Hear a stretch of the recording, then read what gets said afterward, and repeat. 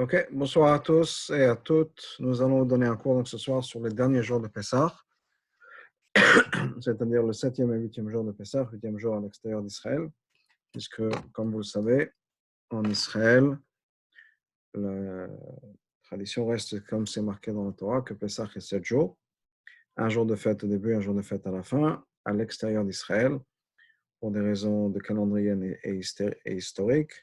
Nous avons 2 jours de fête au début et 2 jours de fête à la fin, c'est-à-dire un 7e et un 8e jour de Pessah, mais le 8e jour est quelque chose de très spécial qui, comme nous allons le voir, nous réfère à la venue du Mashiach. Donc, c'est 2 jours spéciaux. Et c'est d'ailleurs, il y a quelque chose d'unique au dernier jour de Pessah. Ce sont le seul Yom Tov, ces deux jours-là, 2 jours de fête, et le seul Yom Tov pendant lequel il n'y a pas de bracha de Shechianu. Comme vous le savez peut-être, chaque jour de fête, soit pour les femmes au moment de l'allumage des bougies et pour les hommes au moment du Kiddush, on fait une bénédiction de Shechianu. C'est-à-dire qu'à chaque fête, on remercie Dieu de nous avoir permis d'arriver à ce moment-là. Shechianu, que Dieu nous a gardé en vie, et qui maintenant nous a tenus gardés, et Ganu Lezmanazé nous a permis d'arriver à ce moment-là. Donc, Dieu nous permet d'arriver à ce moment-là, et on fait ça à chaque jour de fête. Les grandes fêtes, Yamim Tovim, et les fêtes qui sont comme Chanukah et Purim, où ce n'est pas un Yom Tov, mais c'est quand même des jours de fête, on fait la bénédiction de Shechianu. Donc, la bénédiction de Shechianu, elle est faite donc à ce moment-là, et elle est faite pour toutes les fêtes. Donc, Rosh Hashanah, on fera Shechianu, Yom Kippour, même s'il n'y a pas de Kiddush, on fera Shechianu à la synagogue, Sukkot, bien sûr, Shmini Atzeret, le dernier jour de la fête, et donc, pour chaque fête, on dira donc la bénédiction de Shechianu. Le premier jour de Pessah, c'est la même chose, Shavuot. Chaque fête, on fera Shechianu. Par contre, les derniers jours de Pessah, on ne fera pas la bénédiction de Shechianu, ni au moment de l'allumage des bougies, ni au moment du Kiddush. On parlera de ça un peu plus tard. Mais avant de rentrer dans ça, parlons un peu au niveau historique de ce qui s'est passé le dernier jour de Pessah. Donc, le premier jour de Pessah célèbre la sortie d'Égypte. Nous sommes sortis le premier jour de Pessah. Et à la fin de cette semaine, le peuple juif arrive devant la mer Rouge. Et là, il se retrouve coincé entre la mer devant et l'armée égyptienne qui les chasse, qui leur court derrière eux. Et ils ne savent plus quoi faire. Et le 7e jour de Pessah, qui sera donc pour nous mercredi, le 7e jour de Pessah, il y a eu ce miracle qui est le miracle de la traversée de la mer Rouge, où l'eau s'est ouverte, comme vous le savez, le matin, et le peuple juif a pu traverser cette mer. Maintenant, la Torah nous décrit la manière dont l'eau s'est ouverte. C'est important d'en parler parce que même si ce n'est pas important au niveau peut-être historique, ni même au niveau plus profond, au niveau de la chassidoute, peut-être, mais la Torah nous décrit comment ça s'est passé. Dieu a fait souffler un vent toute la nuit, et c'est ce vent qui a séparé, qui ensuite a tenu l'eau qui s'est tenue comme des murailles, de droite et de gauche, de la passée du peuple juif, et le peuple juif est passé sur la terre sèche, car l'eau était séparée, tenue par ce vent qui a soufflé. Les sages nous disent que la mer s'est ouverte en 12 sections, et chaque tribu avait une section et passait dans une de ces 12 sections. Comme vous le savez ensuite, une fois que le peuple juif a fini de passer, le vent s'est arrêté, et la mer est donc retombée, et elle est retombée sur l'armée égyptienne qui chassait le peuple juif, comme on l'avait dit.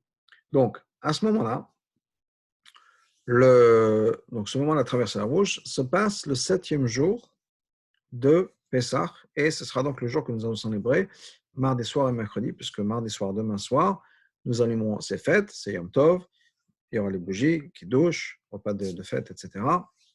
Et à l'extérieur d'Israël, donc jeudi aussi, qui est le Acharon Shel Pessah, le dernier jour de Pessah. Donc, nous avons ces jours de fête, et le 7e jour, comme je l'ai dit, marque la traversée de la mer Rouge. Alors, plusieurs choses importantes au niveau de la traversée de la mer Rouge, j'en ai déjà donné quelques descriptions. Une description qui est donc le fait que la mer s'est ouverte, s'est séparée en 12 sections. On nous raconte aussi que à ce moment-là, il y a eu une révélation énorme du divin de Dieu. Au point où on nous dit que, c'est ça, je vous dis, que la personne la moins sophistiquée, si on peut dire, la moins éduquée, qui se trouvait là, a une vision de Dieu beaucoup plus forte, importante et puissante que le plus grand des prophètes. Et Cheskel ben Bouzi, un des prophètes qui nous parle qui nous parle donc du chariot de Dieu, de la Merkava, n'a pas eu le même degré de vision que ce que tout le monde a eu, encore une fois, et même les gens les moins importants, les moins sophistiqués, les moins éduqués, ont une révélation de Dieu encore plus forte à ce moment-là où on a traversé la mer Rouge. Donc, ce n'est pas juste que l'eau s'est ouverte, c'est une transformation du monde qui s'est passé. D'ailleurs, aussi, le sage dit que ce n'est pas juste l'eau de la mer Rouge qui s'est séparée, c'est toutes les eaux du monde qui ont été séparées. Partout dans le monde, les eaux, les rivières, etc., se sont séparées. Et ça, c'est parce que l'ouverture de la mer Rouge représente quelque chose de très important. Les mots dont on se sert, c'est Hafach Yam la Yabasha. Dieu a transformé la mer en terre sèche. Quelle est la différence entre la mer et la terre sèche? Ça, je dis que tout ce qui existe sur terre, sur la terre ferme, la terre sèche, existe aussi à l'intérieur de la mer. C'est-à-dire, il y a des plantes, il y a des animaux. Donc, c'est plus ou moins la même chose. Il y a des montagnes, des vallées. Le monde est le même. La seule différence, bien sûr, c'est que dans la mer, tout est submergé et on ne le voit pas. Donc, nous allons à la plage, et j'espère que les plages seront ouvertes très bientôt, pour en profiter de la beauté de la création de Dieu pour aller voir les plages. Donc, on voit la plage et on voit l'eau. On ne voit que la surface de l'eau. On ne voit pas ce qui se passe, peut-être un mètre, si l'eau est claire, on peut voir un peu un mètre en bas, 2 mètres en bas, mais de manière générale, on n'a pas vraiment une vision profonde de ce qui se passe à l'intérieur des océans. Parce que la mer, l'eau couvre tout ce qui se passe dans ces océans. Donc, même s'il y a des choses qui existent, elles sont complètement submergées. Par contre, pour nous, on voit très bien tout ce qui existe et tout ce qui se passe. Donc, s'il y a des gens, des arbres, les plantes, les montagnes, les vallées, les animaux, on les voit. Donc, à l'opposé de ce qui se passe à l'intérieur de la mer, la terre sèche représente le monde qui est visible et qu'on peut reconnaître. Dans une autre réalité, quel est le monde que nous voyons? Quel est le monde qui nous est visible? Le monde qui nous est visible, c'est le monde physique. C'est-à-dire que quand nous regardons autour de nous, nous voyons la création de Dieu, nous voyons des arbres, des oiseaux, des plantes, la mer, etc. Nous voyons la création de Dieu, le résultat final de la création de Dieu. Bien sûr, tout ce qui a été créé par les êtres humains, mais ce que nous voyons, c'est en fait l'écorce finale, l'écorce la plus superficielle de la création. Superficielle parce qu'on sait très bien que même dans la création du monde et même au niveau physique, ce qu'on voit, c'est pas vraiment la réalité, puisque tout est énergie, tout est atome, on ne voit même pas ça. Donc, les choses qu'on voit ne sont pas vraiment la réalité parfaite. Des fois, on voit ça même dans les écrans. Il y a des vidéos d'écran, on voit toutes ces lignes qui passent, parce qu'on sait qu'en fait, même si nous, on a l'impression de voir une image continue, ce n'est pas une image continue. Des fois, il y a des choses qu'on voit uniquement quand c'est pris par une autre image, par une caméra. On a une vision un peu plus réelle des choses qui se passent. Mais de manière générale, nous avons une vision qui est très superficielle des choses. On ne voit que le côté le plus superficiel des choses, le côté le moins important, le moins sophistiqué. On voit vraiment l'écorce des choses qui se passent. Donc, qu'est-ce que ça veut dire? Qu'est-ce que ça représente? Ça représente dans notre création, dans notre monde, ça représente le fait qu'on voit pas le Créateur, mais la création. On ne voit pas la main de Dieu à l'intérieur de tout ça. On voit uniquement les choses qui sont superficielles, les choses par lesquelles Dieu permet de se révéler à nous, qui est, encore une fois, sa création. Mais sa création est trompeuse. Puisqu'au lieu de voir la main de Dieu derrière chaque chose, on voit juste l'effet. Donc, au lieu de voir, quand on voit un arbre, par exemple, au lieu de voir le Créateur, on ne voit que l'arbre. On ne voit pas l'énergie de l'arbre, on ne voit pas les atomes de l'arbre, et on ne voit certainement pas l'énergie divine de l'arbre. Donc, ce qui est révélé, ce qui correspondrait à la terre ferme dans notre exemple, c'est le fait qu'on voit un arbre.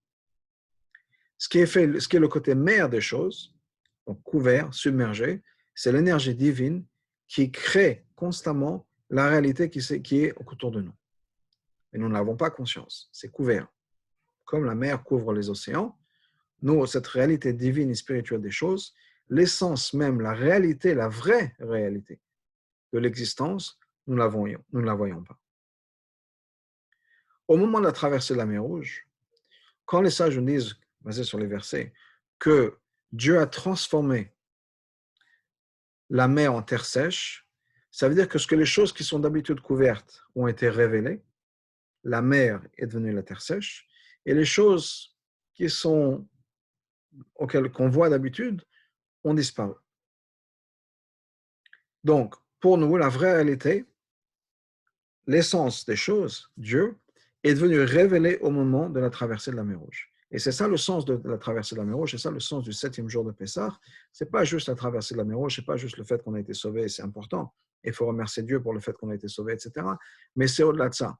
C'est le fait qu'on a eu une fenêtre qui s'est ouverte vers le spirituel. On a pu, pour un moment, voir ce qui est normalement caché, voir le spirituel, voir le divin, et se rendre compte que tout ce qui nous entoure de nous, les choses qu'on voit, ne sont pas du tout ce qu'on voit comme d'habitude, mais c'est le plan de Dieu, c'est la création de Dieu, c'est l'énergie de Dieu. Donc, on a eu ce moment, le temps que ça a pris de traverser la mer Rouge, je ne sais pas combien de temps ça a pris, peut-être 1 heure ou 2, le temps que tout le peuple passe, peut-être un peu plus, mais c'est une expérience qui a fait que le monde a changé, le monde a été révélé, il y a eu une révélation du divin qui s'est passé ce jour-là. Et tout ce qui est caché a été révélé. C'est d'ailleurs la raison pour laquelle on a notre Midrash qui nous dit, les sages nous disent que au moment de la traversée de la mer Rouge, quand le peuple juif a traversé, il y a eu des plantes, des arbres qui ont poussé et qui ont donné des fruits. Et que les enfants ont pris ces fruits-là pour donner à manger aux oiseaux. Et Rabbi pose la question qui est une question évidente et basée sur le texte, c'est de savoir pourquoi un miracle, à quoi sert ce miracle-là, du fait qu'il y ait des plantes qui ont poussé, des arbres qui ont poussé et qui ont donné des fruits. Alors c'est un miracle, bien sûr, que c'est poussé comme ça, et que ça a poussé en quelques heures. Un arbre a poussé à partir d'une graine, et ça a donné des fruits en quelques heures, alors que ça prend des années. Mais ce que la Chassidut nous enseigne, ce que la Rabbi nous enseigne, c'est qu'en fait, c'est la même idée. C'est-à-dire que pendant ce moment-là, tout ce qui était caché était révélé. Dans la graine, qu'est-ce qui est caché? Dans la graine, ce qui est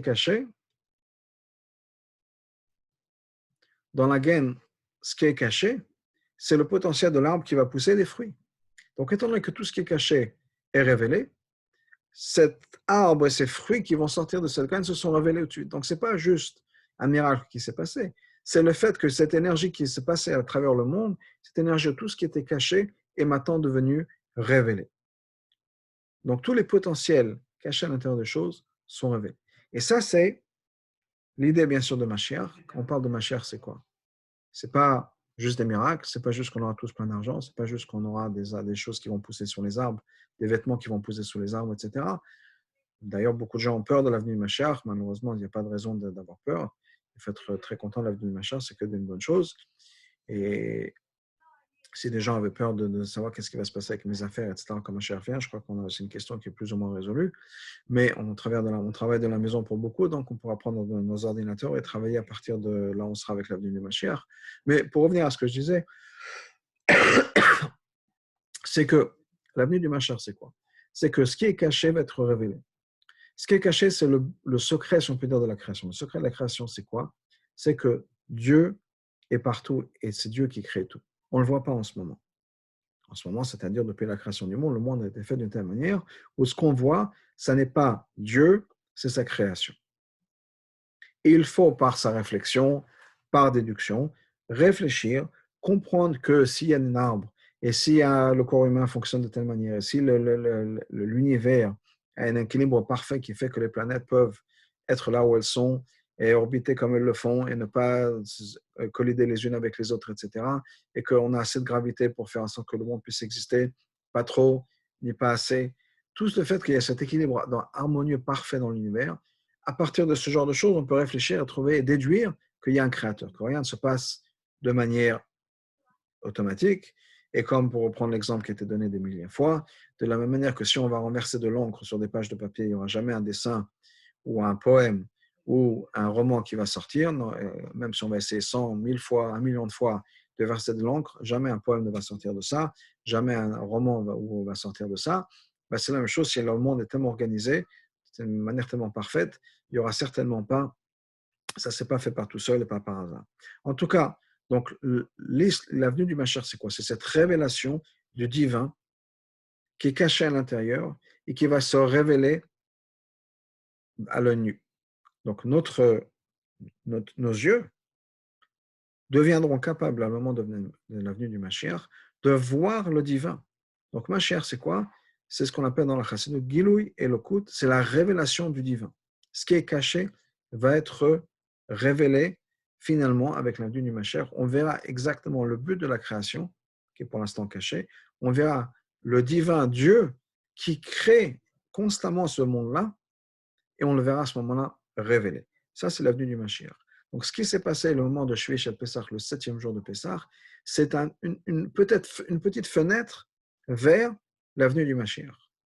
Le monde a découvert pendant un moment ce que c'est que le monde de Mashiach. Et c'est ça que nous célébrons le 7e jour de Pessah, c'est cette fenêtre, cette ouverture vers le monde de Mashiach. C'est pour ça aussi qu'on ne fait pas la bénédiction de Shechianu, puisque Mashiach n'est pas encore là, donc on ne peut pas faire la bénédiction sur l'avenue du Mashiach. Donc tant que Mashiach n'est pas là, pas de Shechianu pour les derniers jours de Pessah, puisque c'est les jours où on célèbre un moment de Géoula, un moment de Mashiach. Qu'est-ce que ça veut dire pour nous en ce moment? Je pense que nous vivons une époque où il y a deux choses qui se passent. Premièrement, il y a un bouleversement de l'univers profond qui clairement nous indique qu'il y a des choses qui se mettent en place. Ce que ça veut dire, on ne sait pas, on ne comprend pas. Et non seulement on ne sait pas, on ne comprend pas, mais on passe par des moments très douloureux. Malheureusement, beaucoup de gens, soit dans la famille, soit des amis, ont souffert ou souffrent à cause de ce virus. Malheureusement, beaucoup de gens sont partis, nous ont quittés, pas pour longtemps, puisqu'on espère que Mashiach va venir très très bientôt, et la résurrection des morts. Mais malgré tout, on vit dans un moment où d'un côté, on a un bouleversement universel, et de l'autre côté, c'est inconnu. Cette souffrance, on ne sait pas pourquoi, comment, combien de temps ça va durer, et pourquoi telle personne nous a quittés, pourquoi telle personne nous a quittés. On a l'impression qu'il n'y a pas de logique non plus dans tout ça. Des gens tellement bien qui partent. On ne comprend pas pourquoi. Donc on sait bien qu'il y a un bouleversement des choses, mais ça se passe de manière tellement douloureuse qu'on a du mal à bien comprendre le pourquoi des choses. Mais encore une fois, le 7e jour de Pessah, c'est un jour où on a cette énergie où les choses qui sont cachées vont être révélées. C'est-à-dire que le mal qui existe dans le monde, avec l'aide de Dieu, sera révélé dans le sens où on comprendra pourquoi les gens, on a dû souffrir ce qu'on a souffert à travers l'histoire. Pourquoi il y a eu tant de souffrance à travers l'histoire? Et pourquoi donc tout ce qui est caché à l'intérieur de nous, à l'intérieur du monde, va être révélé. Donc c'est un moment d'ouverture, c'est un moment où il y a un rayonnement du divin qui nous permet d'avoir accès à quelque chose de beaucoup plus profond. Mais ça ne vient pas sans effort. Dans le sens où même si le jour même se prête à ça, on a besoin quand même pour nous de réfléchir et encore une fois d'essayer de découvrir ce qui est caché. Par ça, j'entends essayer de trouver le divin dans notre vie, de réfléchir à Dieu. Chercher, et on va trouver où est Dieu dans ma vie, où est Dieu en moi. Alors, Dieu est en moi. C'est pas on va pas le trouver. Dieu est à l'intérieur de chacun d'entre nous. Mais est-ce que je suis en contact avec ce divin qui est à l'intérieur de moi? Quelle est la dernière fois où j'ai parlé avec mon âme?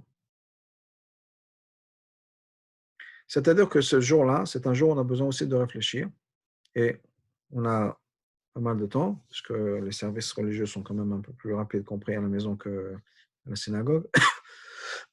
Donc, c'est prendre le temps d'essayer de découvrir ce qui cache à l'intérieur, de découvrir notre âme, de révéler, de permettre à notre âme de souffler un peu, de respirer et de devenir une partie importante, si ce n'est intégrale, à notre vie. Et pour ça, ça va passer par l'étude de la Torah, ça va passer par les mitzvot, ça va passer par faire un effort, mais ça va surtout passer par une prise de conscience qu'à l'intérieur de moi, j'ai aussi une âme. Je ne suis pas juste un corps avec des besoins, je suis aussi une âme. Et je pense que la réflexion la plus profonde à avoir, c'est la suivante. C'est de se demander, pas juste quels sont mes besoins, mais qu'est-ce qu'on attend de moi? Qu'est-ce que Dieu attend de moi? Et ne serait-ce que juste poser cette question-là, qu'est-ce qu'on attend de moi, nous permet déjà d'avoir une autre perspective sur notre vie. Donc, ce n'est pas juste qu'est-ce que j'ai besoin? J'ai besoin de ci, j'ai besoin de santé, j'ai besoin de la parnassage, on a besoin de shalom bayit, on a besoin de ci, on a besoin de ça, etc. Et Dieu sait qu'on a besoin de tout ça et que Dieu nous donne tout ce qu'on a besoin. La parnassage, shalom bayit et la santé, qu'on ait tout. Mais la réflexion change quand on commence à se poser la question de savoir pourquoi est-ce que je suis là? Qu'est-ce que Dieu attend de moi? Et à partir du moment où on se pose cette question, à partir du moment où on commence à réfléchir dans ces termes, on est déjà en route vers non seulement la sortie d'Égypte, mais la traversée de la mer Rouge. Et la traversée de la mer Rouge accomplit deux choses. Premièrement, comme on a dit, c'est cette révélation des choses qui étaient cachées qui vont sortir. On rentre en contact avec notre âme qui est cachée peut-être à l'intérieur de nous-mêmes, on rentre en contact avec cette âme-là et on se connecte avec quelque chose de beaucoup plus profond, ce qui était caché, notre âme. Mais au-delà de ça, la traversée de l'Égypte, c'est la traversée de la mer Rouge, pardon, c'est le moment où on s'est débarrassé de l'Égypte. C'est-à-dire que le moment de la sortie d'Égypte, on est sorti d'Égypte. Mais comme on l'a dit au début du cours, une semaine plus tard, à la fin de la semaine, les Égyptiens nous ont couru derrière et sont quand même partis nous chasser pour essayer de nous récupérer. Et on avait peur. Donc on n'était pas encore vraiment sorti de l'auberge, on peut dire, même si on était sorti de l'Égypte, mais on avait encore un contact avec les Égyptiens et on n'était pas sorti de l'auberge. Le moment où on a traversé la mer Rouge, c'est le moment où Dieu nous dit par l'intermédiaire de Moshe, à partir de ce moment-là, vous n'aurez plus rien à voir avec l'Égypte. C'est fini. C'est-à-dire que tout ce que l'Égypte représente, le mal, le mot d'Égypte, Mitzrayim, représente les limitations, les frontières, les barrières. Tout ce qui peut nous retenir, toutes nos barrières peuvent disparaître à ce moment-là. Il s'agit juste de se jeter à l'eau, d'une certaine manière, parce que c'est comme ça que la mer s'est ouverte, parce qu'il y a une personne qui s'est jetée à l'eau. On va rentrer avec ça un peu, on va en parler aussi. Donc, c'est parler de ça, c'est avancer, et quand on fait cet effort, on écoute ce cours ou un autre cours, et on se dit, bon, je vais y aller.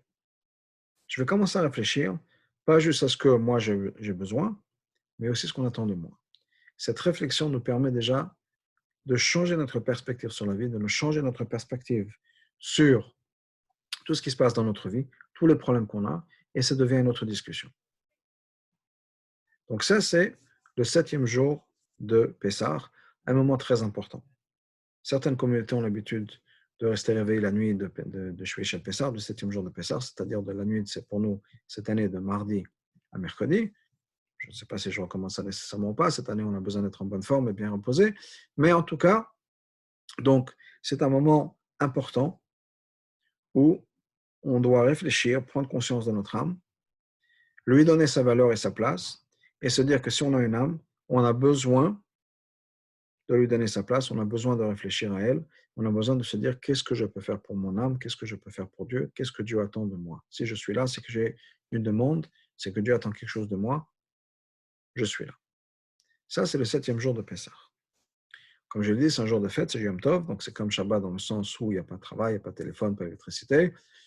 Avec la différence de Shabbat, on a le droit de cuisiner à partir d'une flamme existante pour le jour même. Et dans un endroit où il n'y a pas de héros, on a le droit de porter aussi les choses qui sont nécessaires pour la fête. Mais donc, n'oubliez pas d'allumer les bougies de Shabbat, les bougies de Yom Tov, demain soir, donc mardi soir, à l'heure à laquelle il faut faire, 7h23, 7h24, je crois. Et ensuite, on rentrera le jour d'après dans le 8e jour de Pessah. Donc, c'est-à-dire de mercredi soir, il faudra allumer les bougies après la tombée de la nuit. Et il y aura Kiddush, repas de Shabbat, encore un repas de Yom Tov, etc. Et on arrive dans le 8e jour. Mais avant d'arriver dans le 8e jour, j'ai encore un point que je voudrais mentionner. Dans le moment de la traversée de la mer Rouge, ou bien en fait juste avant la mer Rouge, traversée de cette mer Rouge, comme je vous l'ai dit, il y a deux choses qui se passent. Le peuple juif est devant la mer et derrière eux, l'armée égyptienne. Et c'est la panique. Parce qu'ils sont pris en sandwich entre deux problèmes. Et donc ça, je dis que, c'est basé sur les versets, qu'il y a eu 4 réactions à travers le peuple juif, 4 groupes qui sont mis en place. 4 groupes qui sont mis en place. Quels sont ces 4 groupes qui sont mis en place? Un groupe a dit, ben, c'est fini, on a essayé, on repart en Égypte, on abandonne, on repart en Égypte. Un autre groupe a dit, on va tous commettre le suicide, on ne va pas se rendre aux Égyptiens, on va tous se jeter à la mer pour se suicider. Un troisième groupe a dit, on va se battre, on se battra jusqu'à la fin. Et un quatrième groupe a dit, on va prier à Dieu. Et la réaction de Dieu était de manière intéressante. Tout le monde a tort. Tous ces gens-là ont tort. Et on ne peut pas, tous ces gens-là ont tort, et on ne peut pas ni prier, ni abandonner, ni se suicider. Aucune des choses n'est la bonne réponse. La bonne réponse était, il faut avancer. Donc sachez que même si des fois on a des difficultés, des fois il y a des problèmes, il ne faut pas trop se poser de questions, il faut avancer. Quand on a un but, il faut avancer vers le but. Et avec l'aide de Dieu, les réponses viendront, ne viendront pas. Mais on ne peut pas tout jeter en l'air dès qu'il y a un problème. Si on a un but, il faut rester focusé sur ce but. Donc ça, c'est une leçon importante. Donc j'arrive maintenant au dernier jour de Pessah.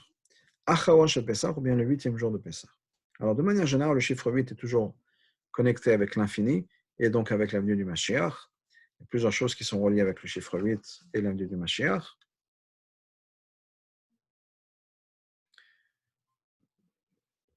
Pour ceux qui sont sur Facebook, je vais avoir des problèmes techniques. Et je vous recommande peut-être de passer sur Zoom. J'ai peur que ça s'arrête à n'importe quel moment. Donc, si vous avez du lien, je peux le renvoyer. J'ai peur que ça ne passe pas. En tout cas, donc, donc, le dernier jour de Pessah, qu'est-ce qui se passe? C'est le jour de Mashiach. Le jour de Mashiach, pourquoi est-ce que je dis ça? Premièrement, la Haftara, qu'on va lire après la Torah, cette année on lira ça à la maison peut-être, si Mashiach ne vient pas du préserve, la Haftara parle de Mashiach. C'est le jour, comme vous savez, chaque Haftara parle du sujet du jour. Le jour du dernier jour de Pessah, c'est le jour de Mashiach. Donc la Haftara parle de Mashiach. C'est le thème de la Haftara, Mashiach. Parce que c'est une journée où il y a l'âme et l'étincelle de Mashiach qui brille très fort. Et elle brille tellement fort que le Baal Shem Tov nous a dit que ce jour-là, il faut faire une Seouda spécialement pour l'avenue du Mashiach. Donc, non seulement nous avons la émouna, la foi que Mashiach arrive, non seulement on est prêt, non seulement on part de l'Haftara de l'avenue du Mashiach, mais on va même faire une fête, un repas pour l'avenue du Mashiach. Un repas spécial qu'on appelle Seudat Mashiach, le repas de Mashiach. Donc, qu'est-ce que ça veut dire? Ça veut dire qu'on est tellement sûr de l'avenue du Mashiach qu'on met la table et qu'on s'assoit pour manger. Donc la coutume est que le dernier jour de Pessah, Achron chez Pessah, le 8e jour de Pessah, donc jeudi après-midi, après la prière de Mincha, on fasse un repas, on se lave les mains, c'est-à-dire on fait motzi, et il est aussi de coutume de boire 4 verres de vin à ce moment-là. Et c'est la Seudat Mashiach, un repas qu'on fait pour Mashiach. De la même manière que pour le Seder, on prend 4 verres de vin pour célébrer la libération, ben, le dernier jour de Pessah, encore une fois, on est tellement sûr que Mashiach va arriver, qu'on prend 4 verres de vin pour célébrer la Géoula, la libération qui va arriver. Donc ça, c'est Seudat Mashiach. Quelque chose de très important à faire. Donc, je vous le recommande de faire ça le dernier jour de Mashiach, le dernier jour donc de Pessah. Et donc, cette Seuda, donc encore une fois pour l'avenir du Mashiach. Bien sûr, beaucoup ont la coutume après la fête de Pessah de faire la Mimouna. Ça, c'est autre chose, c'est après Pessah. Bien sûr, on n'aura pas le droit d'acheter du Chametz avant, de préparer du Chametz avant. Il faudra attendre après la sortie de la fête, qui est à peu près vers 8h25, 8h30, pour pouvoir, donc une fois la sortie de la fête, 8h30, on pourra à ce moment-là prendre le Chametz. Mais entre-temps, il y a cette idée de faire la Seudat Mashiach. Donc, je vous laisse avec ça. c'était de Soudat Mashiach, quelque chose de très important. Ces derniers jours sont des jours très importants où, avec le de Dieu, on aura la révélation du pourquoi, du comment des choses. On comprendra pourquoi c'était nécessaire de passer par ce qu'on est passé, pourquoi c'était une bonne chose. Pour l'instant, c'est pas qu'on n'est pas capable de comprendre le bien qu'il y a dedans, en tout cas certainement pas pour tous les gens qui nous ont quittés, mais avec l'avenue du Mashiach, on comprendra pourquoi c'était important, pourquoi c'est des choses à faire, pourquoi il a fallu que ça se passe de telle et telle manière. Et on espère et on souhaite que ça va se passer très très bientôt, donc l'avenue du Mashiach, et que cette année on pourra célébrer et faire justement Shechianu, parce qu'on sera content que Dieu nous a permis de rester en vie jusqu'à ce moment-là dans l'avenue du Mashiach, et que ça arrive, Mer Biamenu Mamash. Voilà. Bonne fête, bonne fin de Pessah, et qu'on ait tous que des bonnes choses, des bonnes nouvelles pour tous, des nouvelles de bonne santé, et encore une fois, que Mashiach arrive très très rapidement. Amen.